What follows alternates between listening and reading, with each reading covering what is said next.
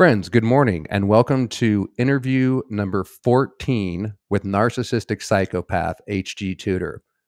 Now, I first came across this man's information in 2017, as discussed previously on the channel, and I had a massive light bulb moment. In 2020, I started my YouTube channel and immediately reached out to HG. He was the first one I wanted to interview. And remarkably enough, not only did he grant an interview right away, we've done 14 since then. Every couple of months, we get together and discuss what I consider to be one of the most, if not the most important subjects on the planet, particularly during the times that we live in, of psychopathy. So without further ado, let's bring in the man of the hour himself. Sir, how are you doing? I'm very Ultra. well. Thank you, Doug. Thank you for inviting me back on. Always a pleasure to chew the cud with you. Already, HG, you're beginning. Okay. If people don't know who you are, HG, and they can't appreciate your sardonic sense of humor and why they should perhaps trust the quote unquote ultra, we usually jump into the meat of the interview right away. But since we have new listeners coming in, could you please give a brief summary of who is HG Tudor? What do you do? How did you come to do it? And how and what does the ultra actually mean? Okay. Well, my name is HG Tudor, which is a pseudonym. I don't use my real identity because I need to protect that to ensure what I do professionally I can continue to do without hindrance, interruption, or restraint. I'm a diagnosed narcissistic psychopath, and many years ago I decided it was about time that people would be encouraged by actually understanding the worldview of an individual such as myself, and also to explain the way that my kind behave, both in terms of narcissistic psychopaths, pure psychopaths, but primarily narcissists, because there are more narcissists than anything else with regard to those three categories that I've just mentioned. And I saw on the internet that there was a host of information that was both missing and incorrect. And that offended my notion of control, because to have that inaccurate information being regurgitated and disseminated offended my need for accurate knowledge to be provided. Now, some people might think, well, why would you want people to have an accurate view about what your kind are? Well, the fact is that for anybody, you want people to understand what you are. And it is, from an intellectual perspective, offensive that people go around saying the wrong things about my kind. You might think, well, one wouldn't care. But because of that need for control, one is moved to want to correct people.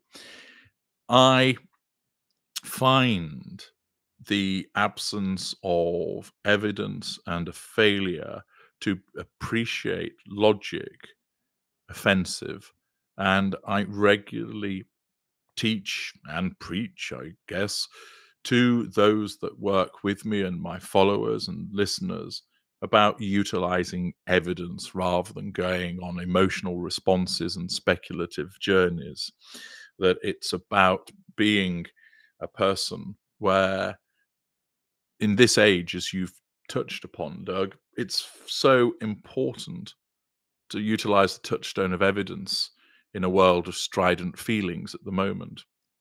And thus, I embarked on the creation of a vast repository of information through my blog writings and through my videos, explaining how I see the world, how others of my kind see the world. And I then also allow people to access me so that I can help them determine, are they dealing with a narcissist? What are they? Are they themselves, the individual, an empath or something else? And to speak to me so that I can unravel for them the various puzzles that they've found themselves caught in with the narcissist and offer practical assistance.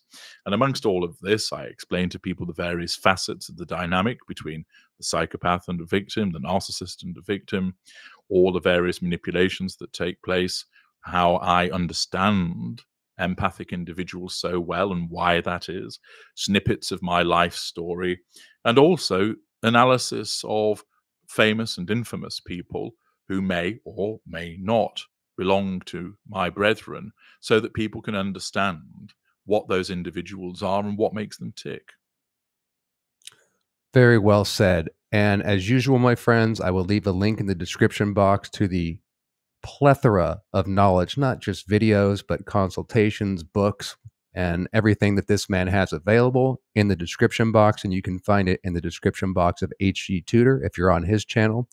Speaking of this strident need to lead by feelings in the world of cancel culture, and since I know you and I both love the subject of celebrity so much, HG, let's start off with the vapid, trite, and irrelevant subject of celebrity, beginning with the Russell Brand. The reason I bring this guy up, my man, is because he's come up quite a bit recently on the channel. Is he a narcissist? Was he a victim of cancel culture because he speaks out against the narrative?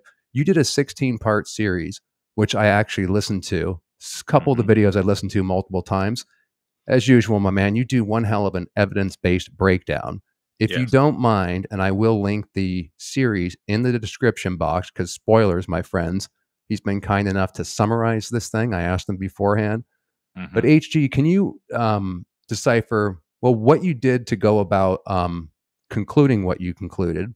What is the conclusion? Is he a narcissist or not? What school in Cathra? And then also, does him speaking out against the narrative, supposedly, in your view, play into that in any way or not?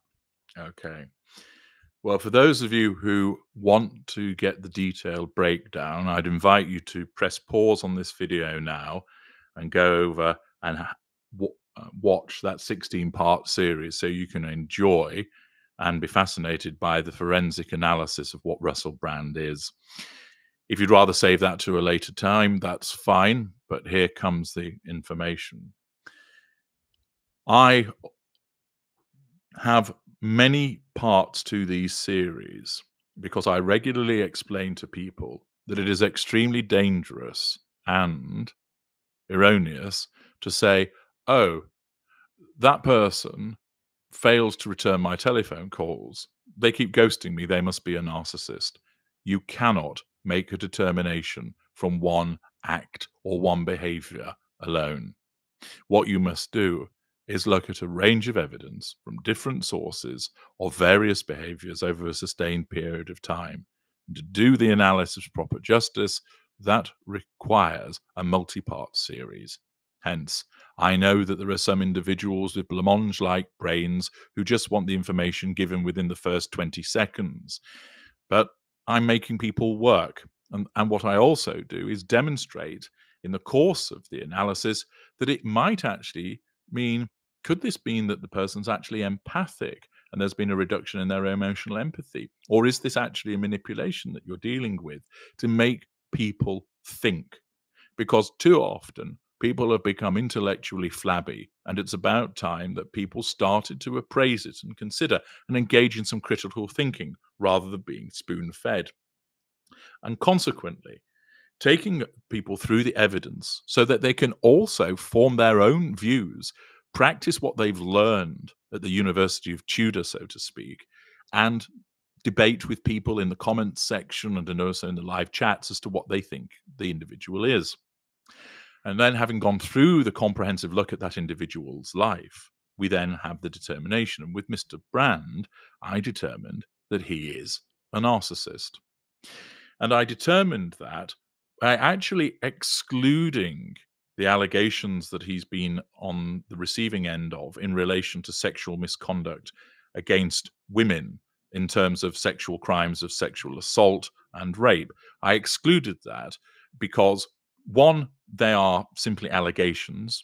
And whilst the evidence on the face of it certainly looks credible, and there's evidently been a painstaking investigation undertaken by Channel 4's Dispatches program and The Times, I felt that it was appropriate to exclude it because there's actually no conviction. And it would also head off at the pass people bleating, oh, but they're just allegations, so you can't take them into account. So I also recognize there was more than enough material besides that to make a proper assessment upon. So I excluded those allegations. I talked about them because they're there and they're pertinent in that respect. But when I did my final conclusion, I excluded that information. Interesting. And I concluded that he's a narcissist because he exhibits a heightened sense of entitlement in the way that he treats people, that he exhibits an absence of emotional empathy, which was occasioned by the way that, for instance, even when he was in school, he would regularly pick on one girl, the way that he treated his family dog, Topsy, that when it would climb to the top of the stairs, he would kick it down the stairs. So that mistreatment of an animal showed an absence of emotional empathy. That he showed a lack of accountability for his behaviors, because whilst he had issues with drink and drugs, when he had stopped indulging in those, or at least telling the world that he stopped indulging in them, he still continued with certain behaviors, which showed that actually his behavior was not governed by addiction, it was governed by narcissism, that he didn't take accountability for the fact that he would stand up and take off all his clothes in a public place by way of protest, that he would make unpleasant remarks about Bob Geldof at an awards ceremony, and he would repeatedly be contentious and in people's faces. And of course, he built a career on all of that. And you might think, well, that's just a persona that he adopts for the purpose of television. It isn't. That's how he behaved all of the time. There's also evidence of grandiosity. He absolutely loves being spoken about. Indeed. Yeah, he wants to be the center of attention, so he engages in showmanship. He thinks he's cleverer than he actually is. He thinks he's superior to what he actually is. There is embellishment. He uses flowery language. He's clearly an articulate man and of intelligence. You can't take that away from him. But everything is a performance. I could imagine that if it was being witnessed, Russell in the bathroom first thing in the morning turns into a 5-part series where he talks about everything that he's doing in some kind of Dickensian way if his girlfriend or wife is watching what he's doing, because it has to be witnessed. He is the great Russell Brand. He exhibits magical thinking because he presents himself as this almost kind of messiah-like individual that, Yes. I know the truth. You are the awakening wonders. I have come to you with the real information. Now, while some of that may be accurate, the way that he presents himself as this messiah demonstrates this magical thinking, and also the fact that he holds himself out as having conquered his demons and keeping them in check, when it's quite clear and apparent that he has not done so. Furthermore, he can be haughty with individuals. He's arrogant, he's dismissive. It's interesting when you watch the footage that I put up in relation to one of the videos, I beg your pardon, where he boxed his father, and the way that he talks and the way that he interacts with his father. It's evident that his father is a narcissist, and the genetic predisposition was passed on from his father. And young Russell grew up in an environment which was a lack of control. His father was in and out of his life, was missing on repeated occasions. Indeed, his father says to him in the video footage, "You were very emotional about the fact that I wasn't there. I didn't really understand it." So his father had no comprehension about how his absence affected his son, showing the absence of emotional empathy on the part of Mr. Brand Sr. And he engages in various manipulations. He triangulates people. He uses charm. He uses flattery. He uses circular conversations. He is a poor listener. If you ever watch him debating somebody, he doesn't actually listen to what the other person is saying. It is a tsunami of word salad. That's right. Albeit, it seems impressive at first, but he just deluges so that it's almost like they are battered into submission under the weight of all of the thesaurus words that he pours forward. So much of what you're saying, HG, sorry to interrupt, it sounds like a new age cult guru, man. He's one step away from Jared Leto, or he reminds me of Leto. These B-level or D-level celebrities that turn into cult gurus, just everything you're saying. Sorry, please continue on. Quite all right. So all of this supported the fact that he was a narcissist, that there was so many instances of a sense of entitlement, an absence of emotional empathy, a lack of accountability for his behaviors, grandiosity, magical thinking, that he would be haughty on occasions, that he had a range of manipulative behaviors that he would engage in. The man has no boundary recognition. And finally, he shows various aspects of the narcissistic dynamic, which enabled me to reach that conclusion. And in terms of his school and cadre, again, if you've not watched the series, pause it and go, and you might want to go and listen to that video. But the outcome was that he was what I categorize as upper lesser type A elite. So his cadre is elite because he shows a lot of cerebral characteristics. He's clearly well read. He has written many books. He has an interest in arts and film and music, current affairs and politics. So he ticks a lot of cerebral boxes. But he also touches a lot of somatic boxes. He has expensive tastes. He likes money. If you were to be objective, I know he's not everybody's cup of tea, but you would say that he was good looking. He's body conscious. He's maintained the same body weight for years. He doesn't necessarily look particularly clean and well groomed, but he has a cultivated look that associates with the somaticism, almost, as you've pointed out, this sort of cult leader in sort of the flowing robes kind of thing. Yeah. He is hypersexualized. The man won Shagger of the Year 3 years running. So he has a lot of somatic traits. So we have an amalgam of both somatic and cerebral combined, which creates an elite, but he's somatic leaning. Now, in relation to his school as an upper lesser type A, what that means is that he's actually a rather superficial individual that doesn't operate with a facade, and he puts it all out there. And the way that he's put it all out there, he's actually done it in two different ways. Initially, it was basically, I like shagging, I drink, I take drugs. I'm basically this dervish, a bundle of energy that will do anything for the basically attention. And here I am, it's me, Russell Brand, listen to me now, all hail the brilliant but kind of flawed genius that I am. He was in your face. He didn't pretend to be a good person. He didn't maintain this clean living lifestyle that he would hide behind. He was very much, what you see is what you get.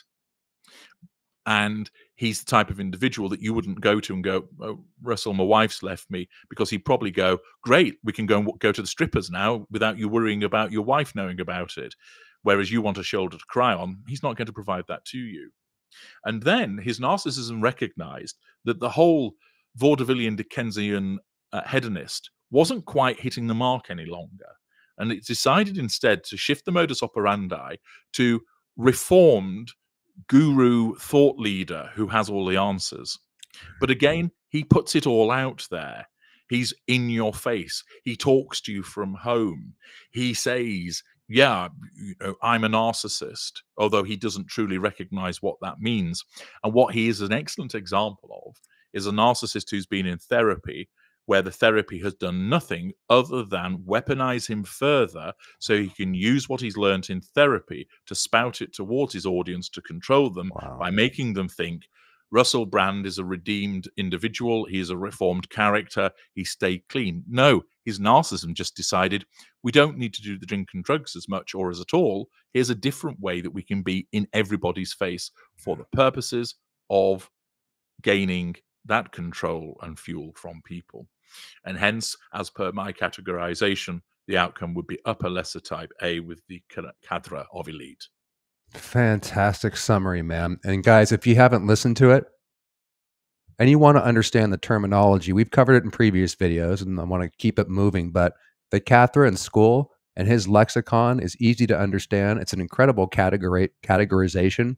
So if you want to understand that, you have to watch the incredible series. I absolutely love these series that you do, my man. He's broken down Johnny Depp and Amber Heard. Of course, he covers Harry's wife and a plethora of other celebrities.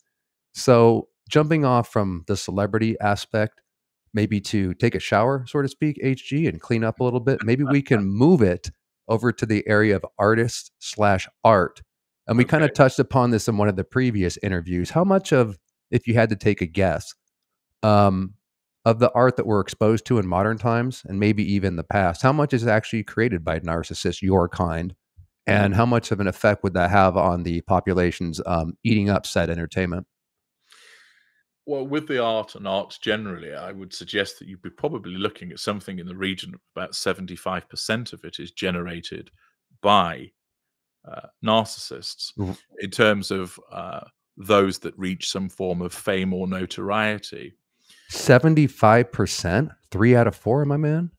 Indeed, because it is a honeypot, like politics is and entertainment is for narcissists. Yeah. There are lots of people who engage in sort of hobbyist painting, or, writing a novel or writing a play and so forth, that aren't narcissists, but it doesn't actually go anywhere because for them, it provides them with a sense of personal fulfillment. They're not really bothered about the recognition. It would be nice if it happened. But I enjoyed writing this book, and it was an interesting process, but I haven't got the time to dedicate to marketing to it. I've showed it to a few friends and family. They've kindly bought it out of sympathy and fed back that they enjoyed it. But it doesn't become the be all and end all to that individual. But whereas with a narcissist, whatever they write, whatever they paint, whatever they create, not only do they see it as the pinnacle of what can be provided within that particular field, because their narcissism tells them as such, but they have that need for it to be recognized. So the narcissist pushes to gain representation, to gain publication, to gain the exhibition, so that with the art, etc., that people are familiar with, that they see, a much greater proportion of it is going to be provided by narcissists because of the need for recognition that comes, and they push themselves into that position. Whereas so many other people, if you were to say what's the proportion of all art or music or writing that is created, both famous and non-famous, that's created by narcissists, you'd be looking at 10 to 15%, because it would be commensurate with the number Right. of narcissists in the populace as a whole. But narcissists are very good at getting themselves recognized. They Yes. elbow everybody else out of the way. And attention, the feedback, the plaudits, the applause is the fuel, which is the lifeblood for the narcissist. So whereas Joe Ordinary think, I'm not really that bothered that it hasn't been picked up and has made an exhibition, maybe next year, the narcissist is desperate to have it there. And you see with regard to the narcissist, they see themselves, or certain at least, as very complicated, complex individuals, and that they feel that they channel the essence of humanity through Right. their art. And this is why they end up explaining in very flowery language that where they basically look as though that they've vomited onto a piece of canvas, that how that represents the torturous existence of man through his enslavement with the female form. And you're thinking, right, I'll see where I can see that. But they, through their magical thinking and through their need for recognition, will talk in such grandiose terms. And so many people, of course, often take the piss out of particularly modern art by saying, well, I could have done that. But invariably the comeback to that is, but you didn't, did you? And the reason is that that individual doesn't actually have it in them. And many narcissists have it in them because they want the world to see it. And thus they're the ones that create it. And also then are able to say that represents this, because of their need to portray themselves as this particular talent. Now, in some instances, you will get a narcissist that has a labor of love that's taken them 15 years to create, because they are such a perfectionist in terms of what they want to generate. But a lot of what is created comes from narcissists, because narcissists want the world to look upon their brilliance. And some are brilliant, we know that. Others, less so, but the world still must see it. And I know we've covered this a couple times before, HG, but before we go on to the next part of that, could you just give a quick list of what you would consider elite narcissists? I know there's too many narcissists to list in famous narcissists in general, but what about a few elite narcissists that spring to mind that are famous artists we might recognize to drive home the example you just gave? Well, it's got to be remembered that when you're talking about the elite cadre, so it's not elite in the sense of superior, Hmm. it's elite in the sense of having an amalgam of both somatic and cerebral. So it's the combination. I messed that up, HG. I'm sorry, because it's probably going to drag out the question too long. What I meant to say is self-aware narcissists, greater narcissists. Oh, I see. Okay. Sorry about that. Well, in terms of self-aware narcissists, which is the greater category, we split that up into three sections: lower, middle, and upper, and a sort of a brief background in Hmm. relation to that. so that people understand. Please. Lower greater, you tend to find them in politics and military. They're often the iron fist and the velvet glove. Middle greater, rampant in the entertainment, sort of tech industries, philanthropy. Upper greater tend to be not necessarily as famous because they're eminence greases. They're the master puppeteers that work behind the scenes. They'll be very well known within certain circles, but might not be internationally famous. So in terms of some narcissists that are aware, you could do some sort of historically, Napoleon was a lower greater. So there he fits within the military. Elizabeth I, she was an upper greater. Henry VIII, lower greater, because he was far more brutish in the behaviors that he engaged in. Alexander the Great, he was a lower greater as well. So you have individuals there from history that were aware of what they were. Naturally, they wouldn't say to themselves, I'm a greater narcissist. They would have a different understanding of what that actually amounts to. HG, what would go on? This is why I love picking your brain, because we don't pontificate or speculate about there's a million channels on narcissism, but we get to talk and actually hear it from you, a real narcissist, in their brain. What the hell would one of these graders like Napoleon actually be thinking in their head regards their narcissism? Would they consider it a great gift? How are they aware of it? You know what I mean? Well, how they're aware of it is just simply the fact that they are, because that's the way that they have been created. Mm-hmm. But the way that it would manifest is as a consequence of they would recognize that they have a need for the responses of individuals to feel essentially good about themselves. So I call that fuel. They wouldn't necessarily refer to it in the same way. They know that they would get off on creating reactions. They knew that they had to be validated by people responding to them. You must acknowledge me. You must ensure that I am known. So they would know that they needed that it was important to them. They would recognize that if they didn't get that it would make them feel small and weak and powerful. And they recognized that they had the means to fight against that. They would recognize that they found it fascinating and entertaining to manipulate people. They know, or rather they knew with the historical ones, they knew that they were manipulative. They knew that they would plot a way to get what they wanted. They saw people as pawns which were there as part of the game. So they wouldn't necessarily say to themselves, I'm an aware narcissist. What they would be aware of is they would be aware of the things that they would need. They would be aware of the fact that they required control over people, that they couldn't stand for people not to be under control, that they knew that they were destined for greatness because they were superior. They knew that they stood apart from other people. They would know that what they said had weight and impact and import upon people because they were higher born, for example, that they had an expectation that people would fall in under them because they were great and they were talented, and they knew that they had to have all of this in order to achieve, that they knew that they needed control, that they knew that they needed reactions. They were aware of the presence of that emptiness that they would fight against. So they would have an awareness all of those things. What they wouldn't do, of course, is go around talking about it, because they would also recognize in so doing.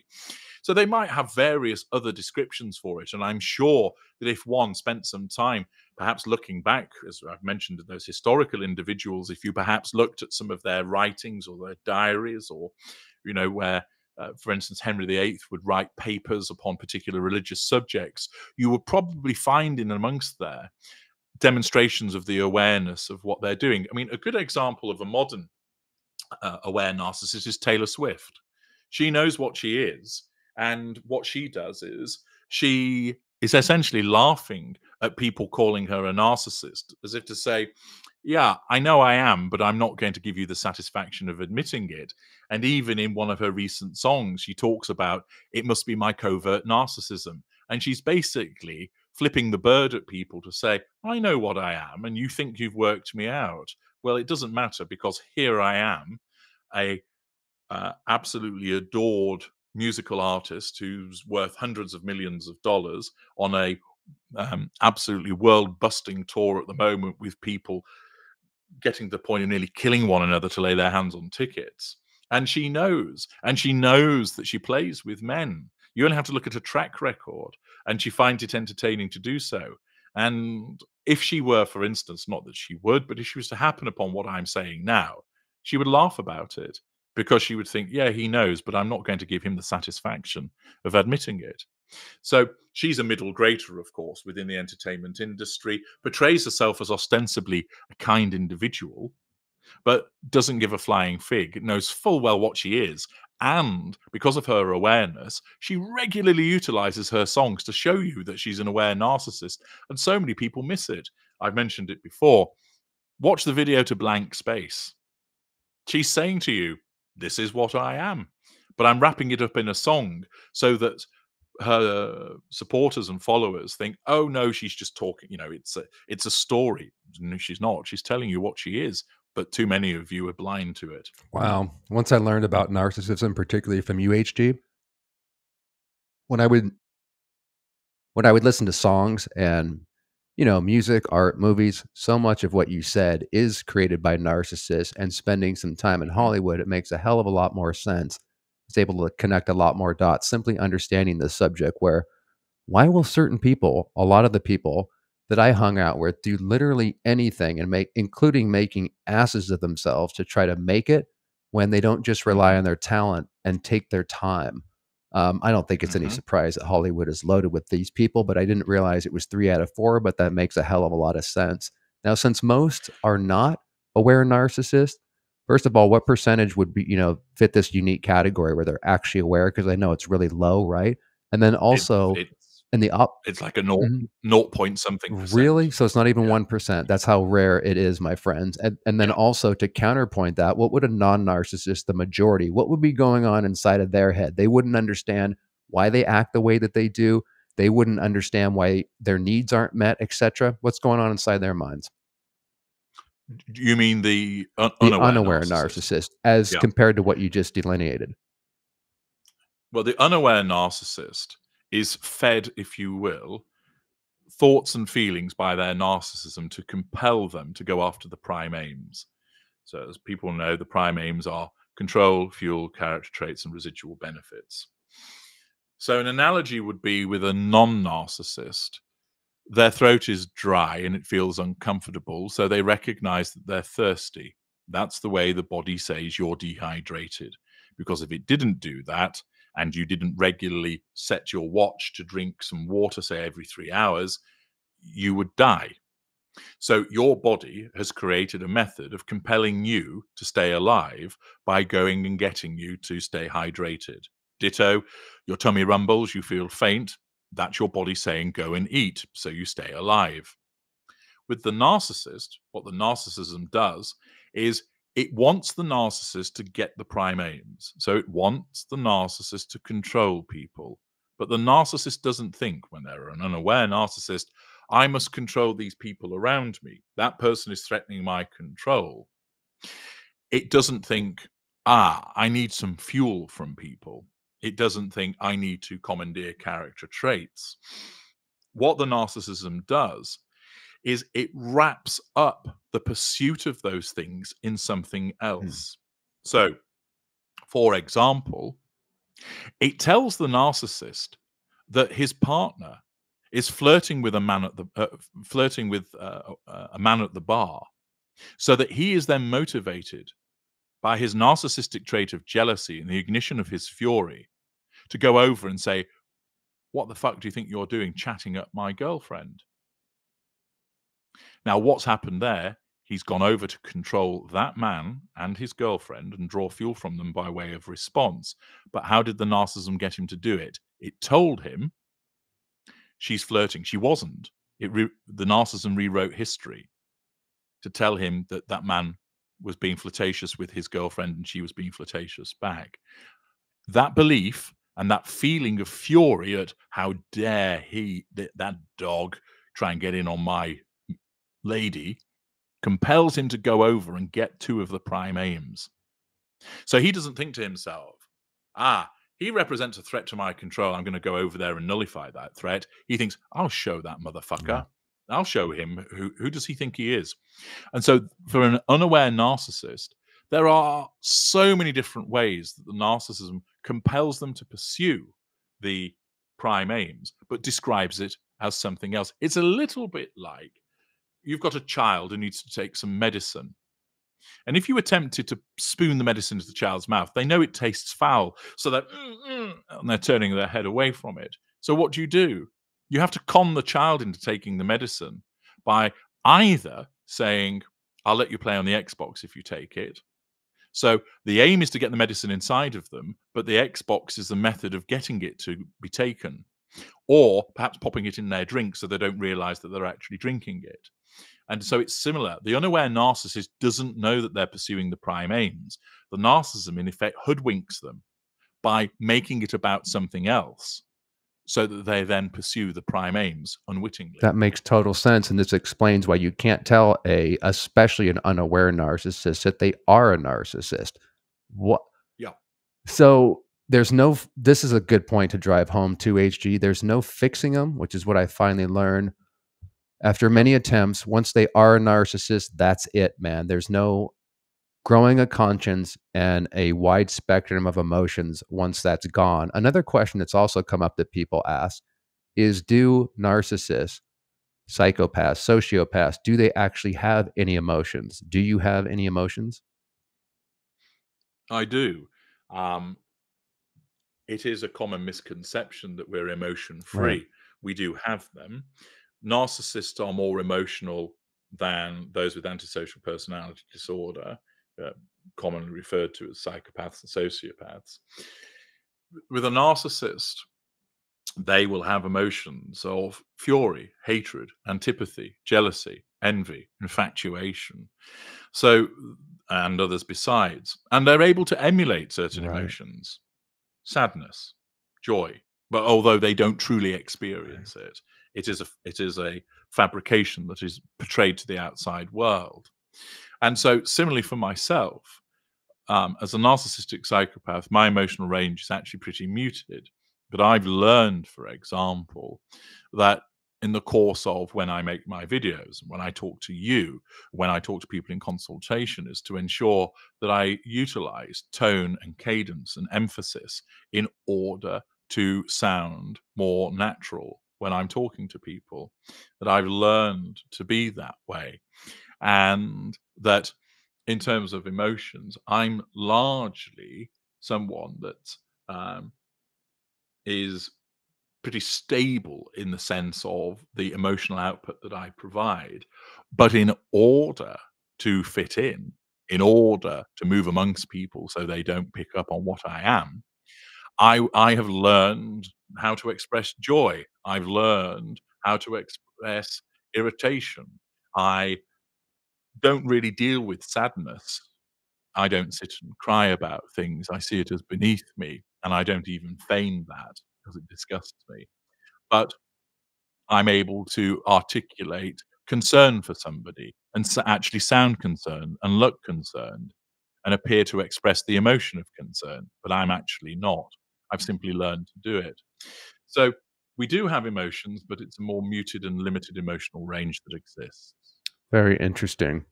And you don't feel, just a narcissist in general, they don't feel happiness? Have you ever felt one moment of happiness? Have you ever felt one moment of sadness for real? Narcissists don't experience So happiness. wild. They're it is the sensation of power that comes from the receipt of fuel. Of course, their narcissism tells them they feel Mhm. happy, so they articulate, "Oh, I'm really happy being with you," and smile and look gleeful. So that person responds in a favorable way, thus denoting that they are under control and that they provide fuel by way of that response. The outward expression of happiness is achieved again for the prime aims. Because whenever a narcissist is interacting with another person, it is always about the prime aims. and nothing else. For those that might be new, HG, and joining us, can you briefly expand upon that a little bit? Because it's hard for people to understand. If you can't feel joy and happiness, the general motivation that normal people would feel to drive them through life and to go after certain rewards, jobs, etc., this thing that's Yes. driving you is exactly what? And could you explain what it feels like and what it is that's driving the narcissist? Well, as a narcissistic psychopath, I have in effect two drivers. The prime aims on the one hand, and then because of my psychopathy, the hyper focus to achieve, play games, and alleviate Hmm. boredom.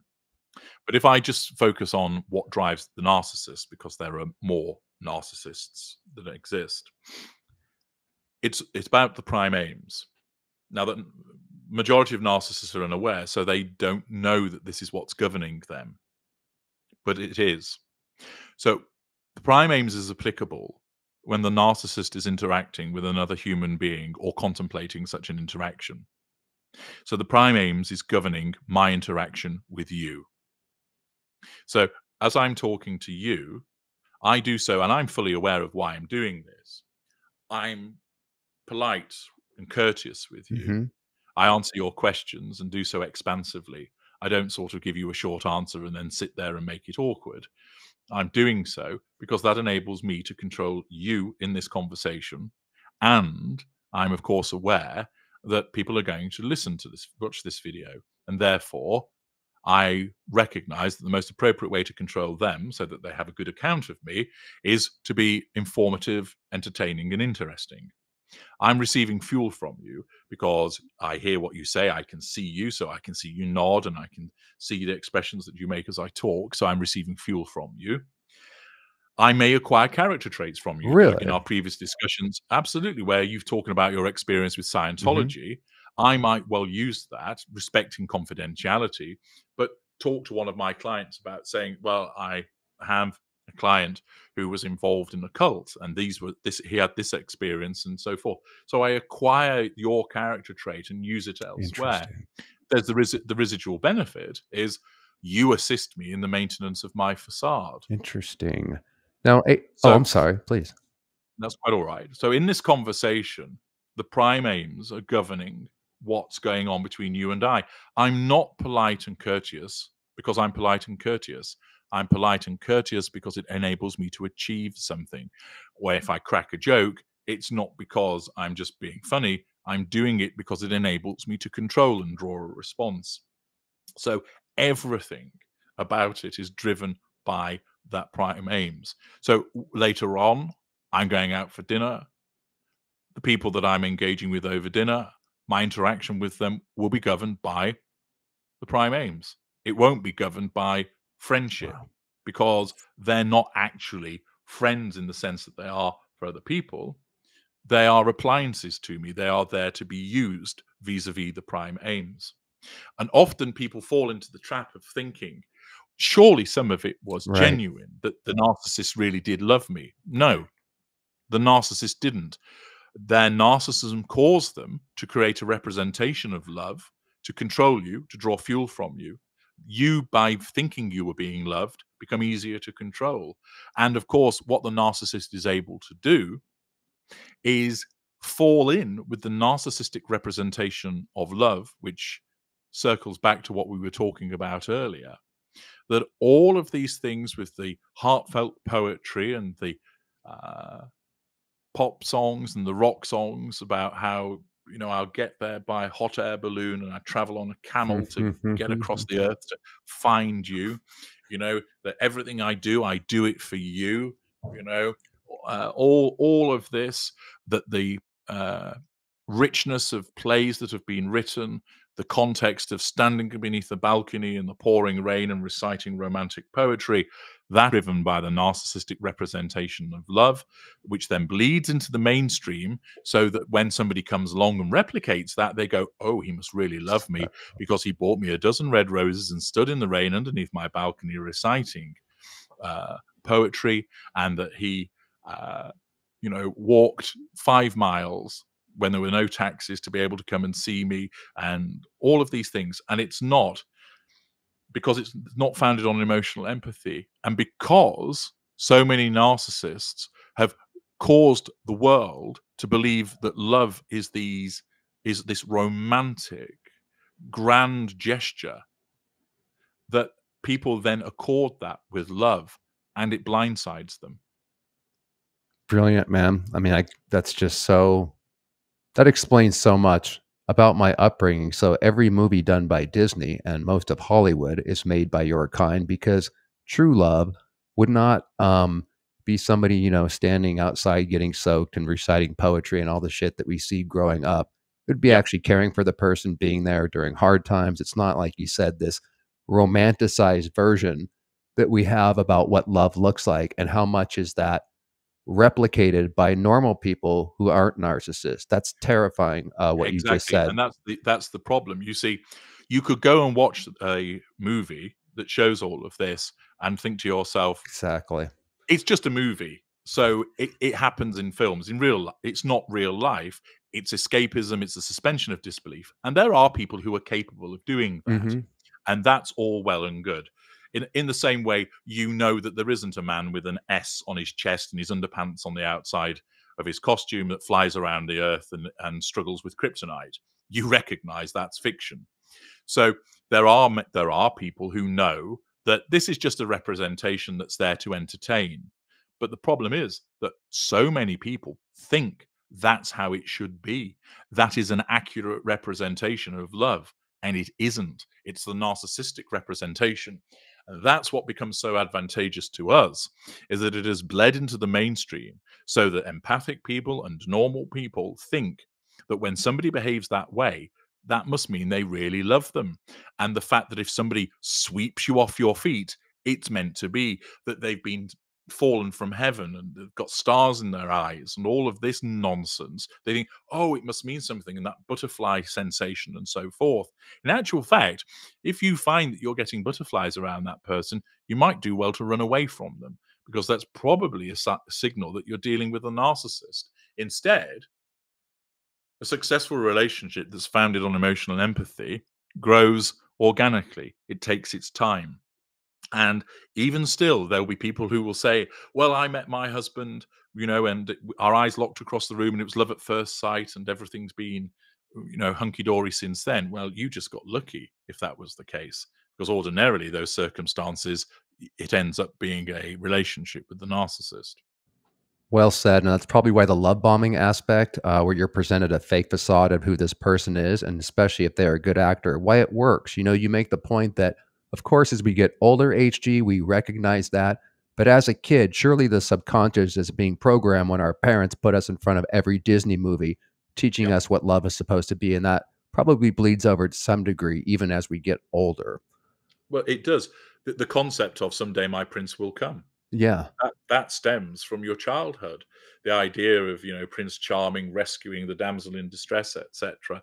People go, "Oh, it's just a story," but it's representative and it feeds into people's concepts and expectations of relationships. indeed.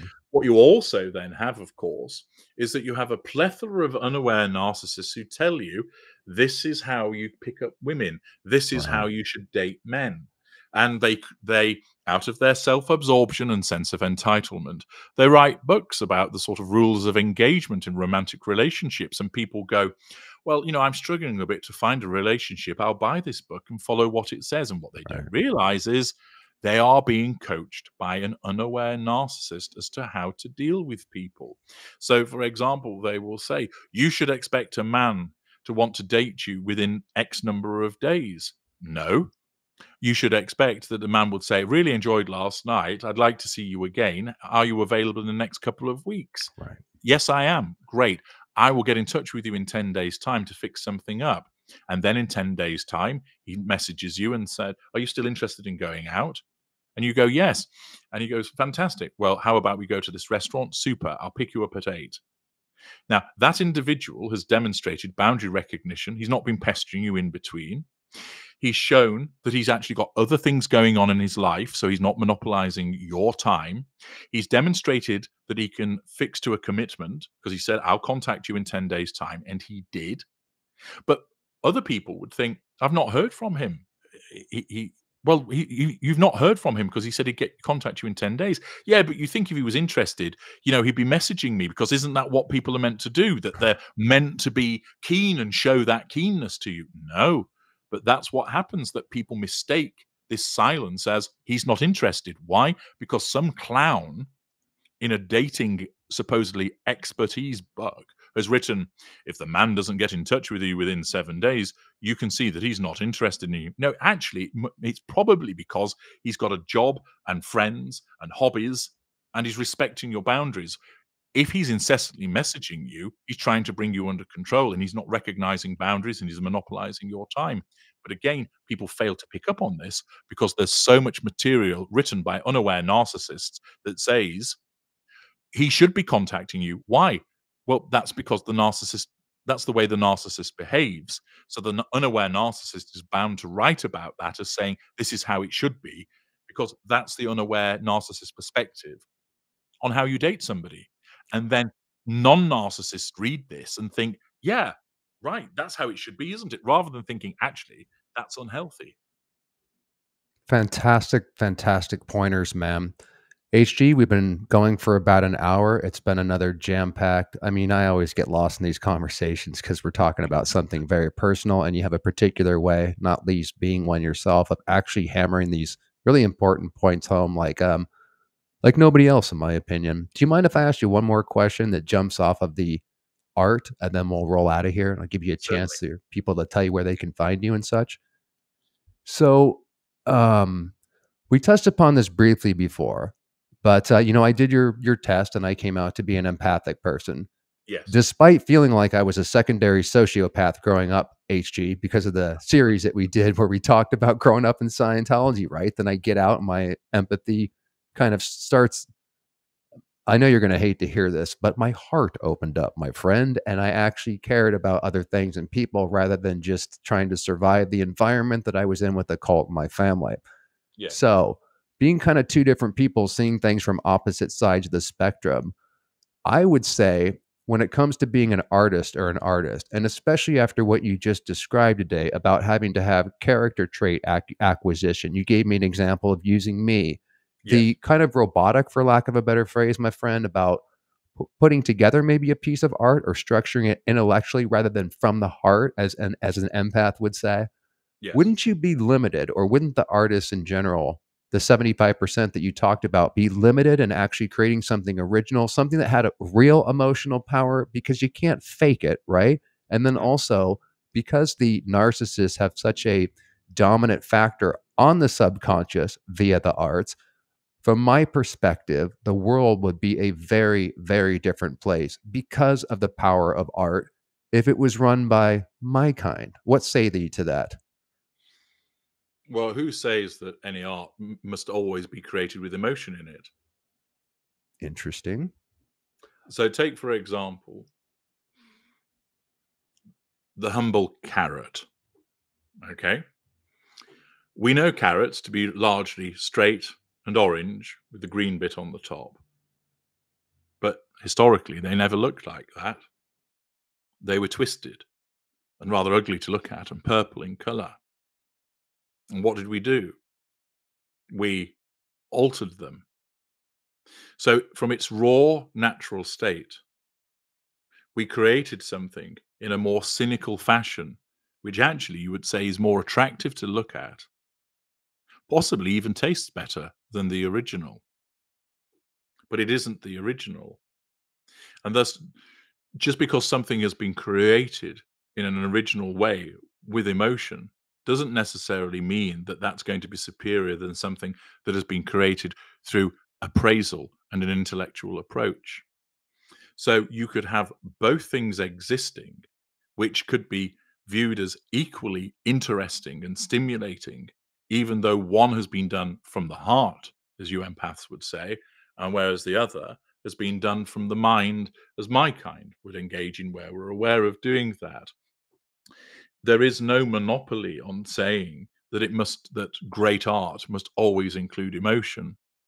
Indeed, I would warrant that there will be certain pieces of art that exist, that paintings, poetry, etc., that has been written by a narcissist, that people would say that's chock full of empathy and understanding.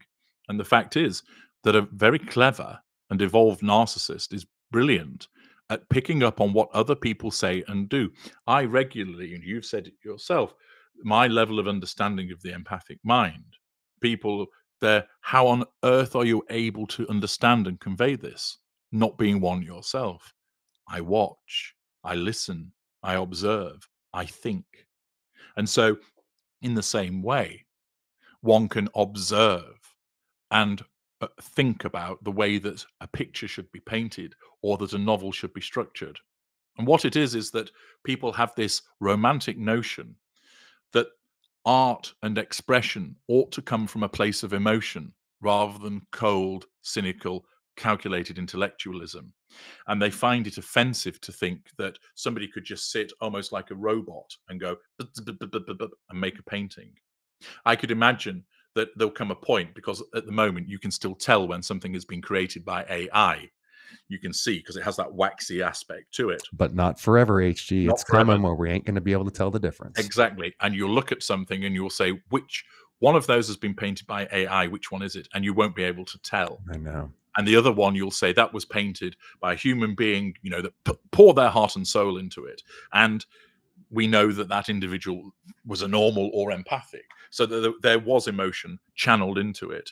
Bear in mind as well, of course, that it's not exclusively an emotional act, the creation of art, that you will use your intellect in it as well, that you will structure it and think about the composition and the positioning and so forth, and where am I going to go with this particular plot, where's this character arc going.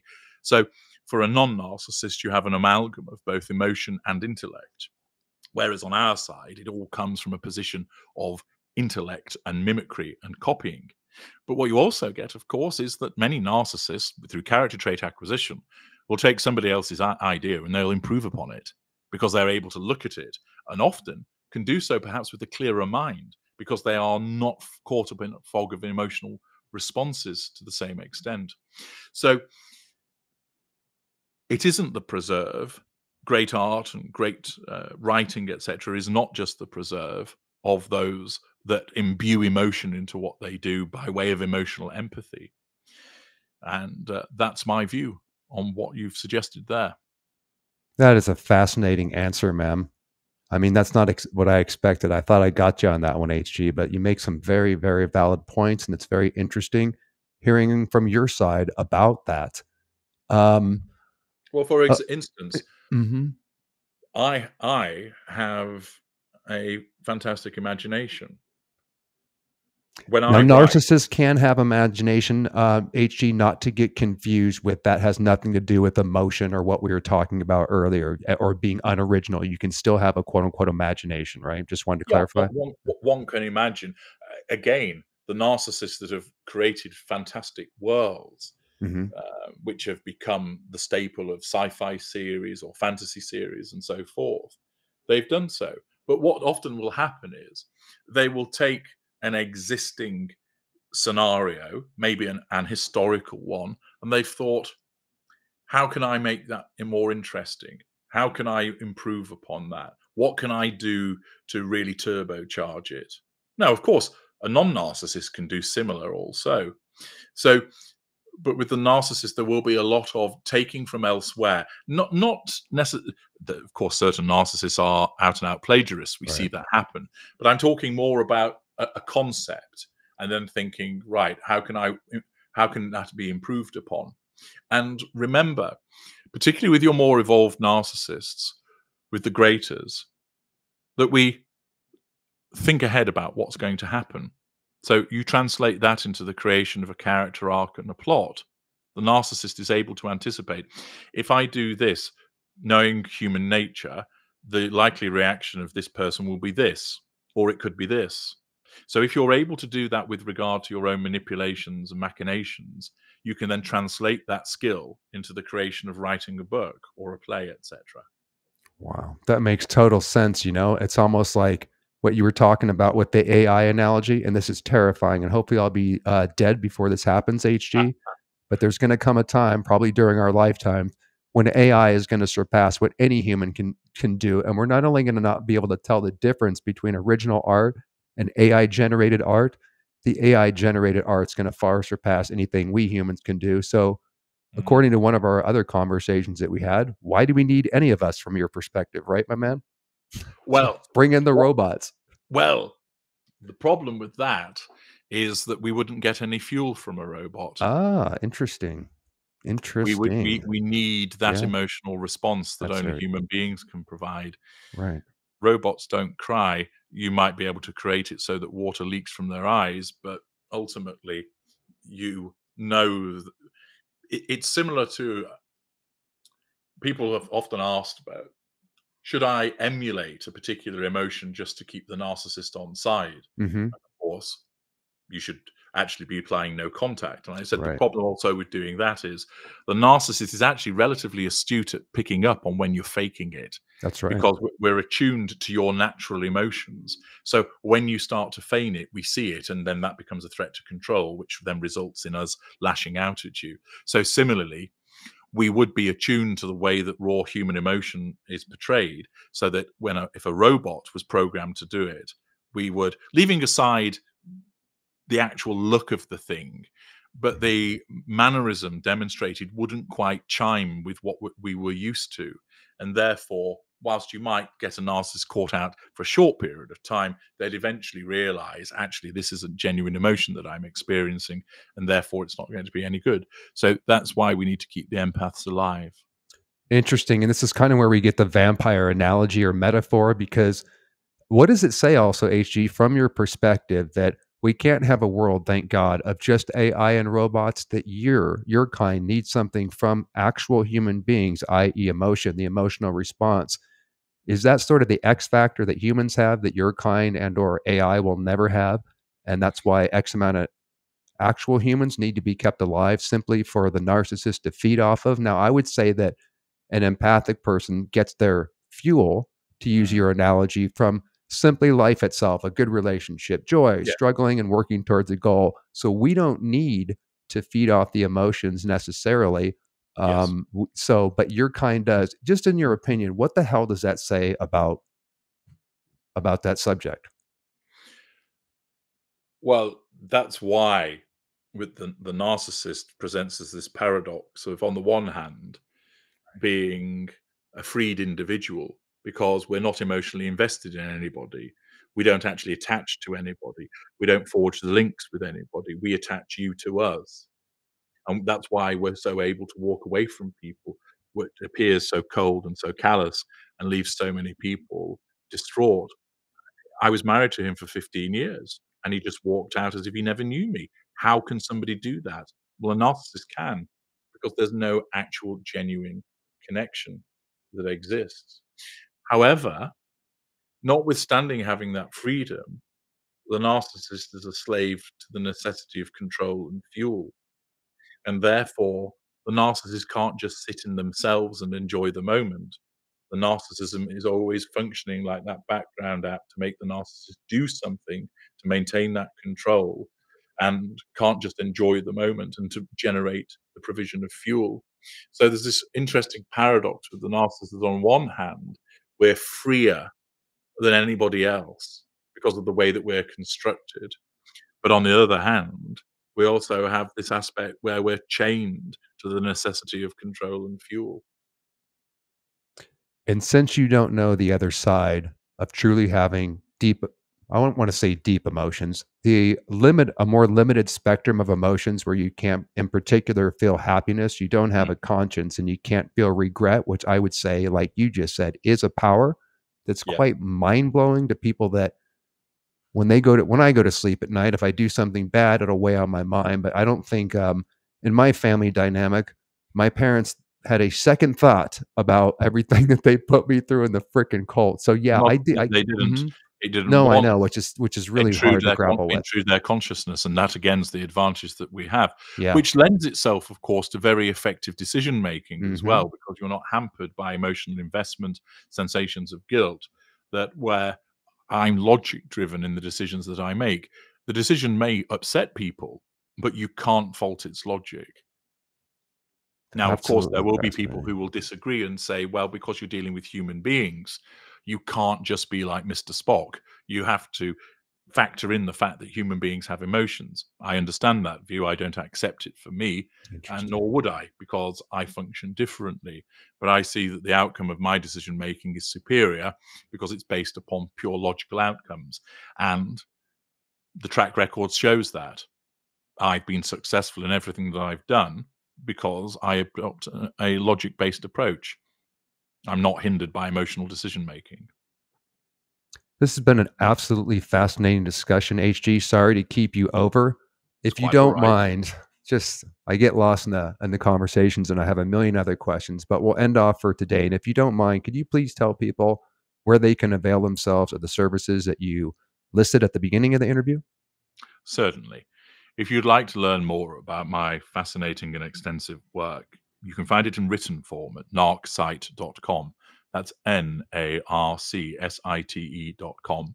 There are thousands of blog articles with associated comments from a legion of very dedicated readers who have their own contributions to make. You can watch and listen to me at HG Tudor, Knowing the Narcissist, the Ultra on YouTube.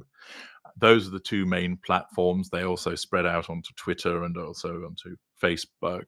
If you want my expertise to help you with the situation that you faced, go to narcsite.com or the description in any of my videos, and you'll see all of the associated links where you can organize to find out whether your partner or boyfriend or wife is a narcissist.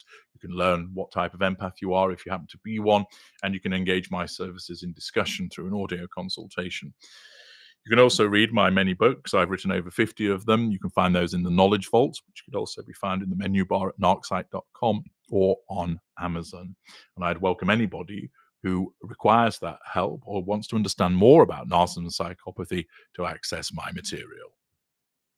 Man, you are a machine, HG, or should we say AI, or should we say Mr. Spock? But I personally appreciate it. I could never accomplish the amount that you've done using your logic and your psychopathy, and I and many, many other people in this world really appreciate the work that you do. It doesn't matter that it's not driven by the heart.